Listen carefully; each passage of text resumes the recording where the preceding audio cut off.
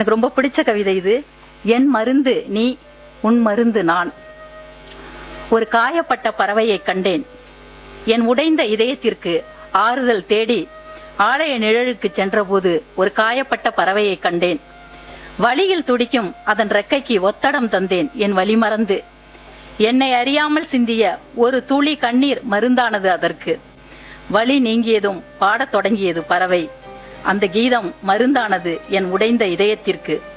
குணமான பின் பறந்து விடுமோ பறவை என நான் பயந்தபோது அது சொன்னது, பறத்தல் என் இயற்கை, அதற்காக பறந்து கொண்டே இருக்க முடியுமா?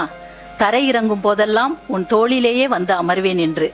பறவையே, எனக்கான மருந்தை உன்னிடமும் உனக்கான மருந்தை என்னிடமும் ஒப்படைத்திருக்கிறது இயற்கை.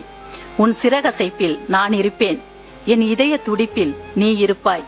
என் மருந்து நீ, உன் மருந்து நான். இப்படி முடிகிறது இந்த கவிதை.